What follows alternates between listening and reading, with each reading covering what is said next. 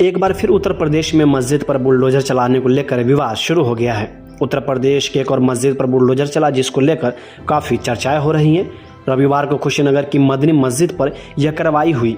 बताया जा रहा है कि इस मस्जिद का कुछ हिस्सा सरकारी ज़मीन पर बिना नक्शा पास किए बना है।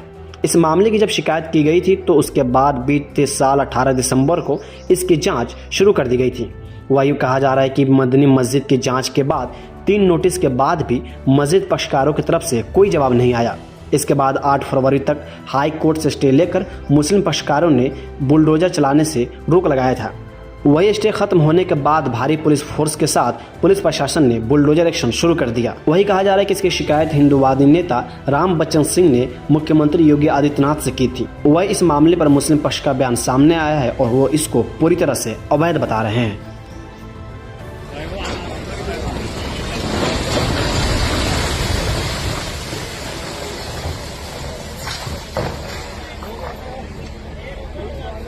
नहीं, देखिए, सबसे पहले तो मैं स्पष्ट कर दूं, मैं मुस्लिम पक्षकारों का वकील नहीं हूं। मुस्लिम पक्षकार का यहाँ मुकदमा जो चल रहा है वो सिविल में चल रहा है। मैं सिविल का वकील नहीं हूं। सिविल के जो वकील हैं उनको जानकारी है या नहीं है। संडे के दिन कार्रवाई हो रही है, इसी से आप अंदाज लगा सकते हैं क्या हो रहा है। क्या कहना है कि ये जो कार्रवाई हो रही है गलत हो रही है? कार्रवाई गलत हो रही है। 2022 में ऑनरेबल सुप्रीम कोर्ट ने जो ऑर्डर पास किया है, बहुत सारी पिटीशन को क्लब करके एक साथ करके उसमें दिया है कि अनऑथराइज्ड जो होगा, यानी इंक्रोचमेंट शब्द यूज हुआ है, अतिक्रमण होगा तो उसे सरकारी जमीन पे तो ध्वस्त किया जा सकता है, अदरवाइज किसी को ध्वस्त नहीं किया जाएगा। प्रशासन ने तो 3 दिन बाद नोटिस भी जारी किया था इनको अपना स्पष्ट करने के लिए। इनको स्पष्टीकरण इनके नगर पालिका कार्यालय में प्राप्त कराया जा चुका था, विद इन टाइम प्राप्त कराया गया था, इसकी मुझे जानकारी है। उस स्पष्टीकरण पर इन्होंने क्या आदेश पारित किया वही तो मैं आते ही मैंने मांगा। कोई आदेश नहीं, कोई आदेश न दिखाया गया, न पढ़वाया गया, न मोबाइल में, न हार्ड, न सॉफ्ट कॉपी, कुछ नहीं उपलब्ध कराई जा रही। कार्रवाई आगे बढ़ाते जा रहे हैं बस। हवाला दिया आपने कि सुप्रीम कोर्ट ने एनफोर्समेंट को ध्वस्त करने के लिए, हाँ, ये ध्वस्तीकरण की कार्रवाई चल रही है, हाँ, चलाया जा रहा है, क्या मानते हैं कि एनफोर्समेंट नहीं है?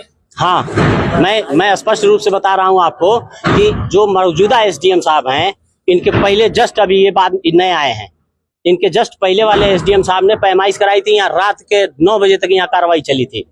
शायद तब भी आप लोग आए रहे हो या ना आए हो, मुझे जानकारी नहीं है, मैं उस समय नहीं आया था।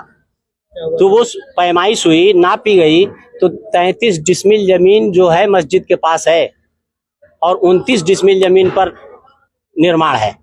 तो निर्माण तो अपनी ही जमीन से कम एरिया पर है। और जिसने शिकायत करता, सबसे इम्पॉर्टेंट बात, आप लोग सवाल नहीं पूछेंगे तो हमको हर बात तो याद नहीं रहेगी। सबसे महत्वपूर्ण बात इस प्रकरण में ये है कि ये शिकायत की किसने है। क्या शिकायत करता कि कोई जमीन है यहाँ अगल बगल में? शिकायत करता भाजपा के लेटर पैड पर लिख के दे देगा और किसी का घर, किसी का स्थान, किसी का मस्जिद इबादतगाह गिरा दी जाएगी। ये तो सरासर नाइंसाफी हो रही है। इसे तो मैं एकदम अन्यायपूर्ण कार्रवाई कहूंगा, क्योंकि उनकी कोई जमीन नहीं है। जमीन थाने की है, जमीन नगर पालिका की है और एसडीएम साहब ने पैमाइश करा ली, पूर्वाधिकारी ने, तो उन्होंने पब्लिक कर दिया अपनी रिपोर्ट जो है, उन्होंने भेजा, उसको नेट पर डाल दिया कि कहीं अतिक्रमण नहीं पाया गया। तो जब अतिक्रमण नहीं है तो ये इंक्रोचमेंट की परिभाषा में नहीं आएगा। इलीगल अनऑथराइज्ड ऑक्यूपेशन नहीं है, ये कब्जा नहीं है, किसी की जमीन पर नहीं है। न तो थाने की जमीन पर कब्जा है और न ही नगर पालिका की जमीन पर कब्जा है। नक्शे का मामला था, नक्शा भी दाखिल है। स्पष्टीकरण जो दाखिल किया गया था ऑनरेबल हाई कोर्ट के जो स्टे ऑर्डर के साथ, नक्शा भी दाखिल है। उस नक्शे को एक पहले के चेयरमैन साहब ने रद्द किया था, निरस्त किया था।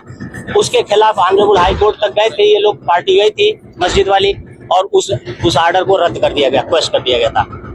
तो नक्शा तो स्वीकृत है।